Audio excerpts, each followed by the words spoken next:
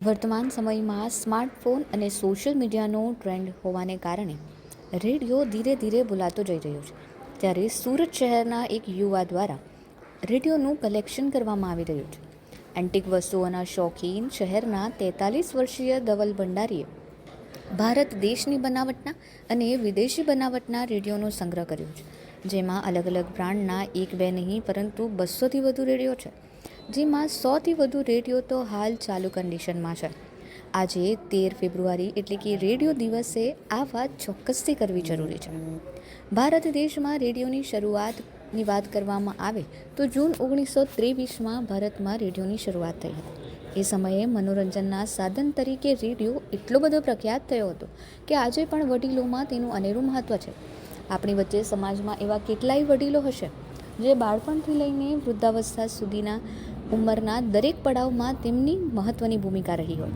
એટલું જ નહીં, જે તે સમયે ભારત દેશ જ્યારે આઝાદ થયો ત્યારે દેશની આઝાદીની ઘોષણા પણ રેડિયોના માધ્યમથી જ દેશવાસીઓને મળી હતી. જેથી રેડિયો સાથે તો લોકોનો અંગત લગાવ હોય છે. એવા સમયે શહેરના ઉધના દરવાજા વિસ્તારમાં રહેતા ધવલ ભંડારીએ પોતાના દાદાના શોખને માત્ર જાળવવાને બદલે આગળ વધાવ્યો છે.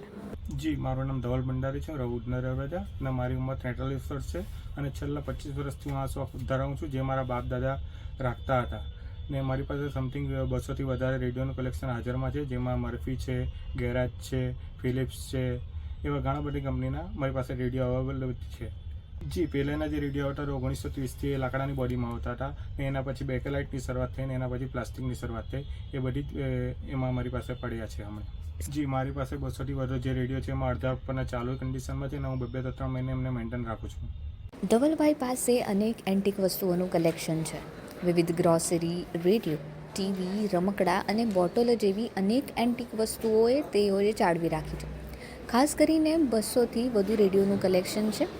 જે તે સમયે જાણીતી કંપનીઓના આ રેડિયો તેમણે રાજસ્થાન, મહારાષ્ટ્ર, મધ્યપ્રદેશ જેવા અનેક રાજ્યોથી મંગાવ્યા છે.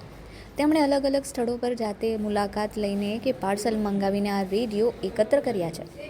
જાણવા જેવી બાબત એ છે કે કેટલાક રેડિયો તો આજે પણ વર્કિંગ કન્ડિશનમાં છે, કારણ કે તેની મરમ્મત તેઓ જાતે જ કરે છે. તેમણે રેડિયોને દુરસ્ત કરીને તેને ચાલુ રાખી તેની જાળવણી કરી છે. તેમના મકાનના ટેરેસ પર એક રૂમમાં તેમણે આ રેડિયોનો સંગ્રહ કર્યો છે.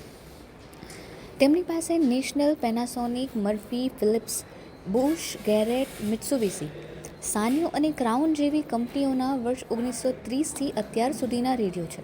જેમાં 6થી 7 રેડિયો મેડ ઇન ઇન્ડિયાના છે, જ્યારે અન્ય વિદેશી બનાવટના લાખો રૂપિયાના રેડિયોનું કલેક્શન તેઓએ કર્યું છે. આજના યુગમાં જે આપણા યુવાધન ઇન્સ્ટાગ્રામ છે, ફેસબુક છે, એમાં વ્યસ્ત રહે છે, જે અમુક ખોટી માહિતી આપે છે. અને રેડિયોનો જે જમાનો હતો એમાં એકદમ સચોટ માહિતી આપવામાં આવતી હતી. એ માટે હું રેડિયોનું કલેક્શન કરું છું. આ રેડિયોનું કલેક્શન ઓલ ઓવર ઇન્ડિયાથી મેં કર્યું છે. જાણે કે બોમ્બે છે, મહારાષ્ટ્ર છે, કલકત્તા છે, રાજસ્થાન છે, ઓલ ઓવર ઇન્ડિયાથી કર્યું છે.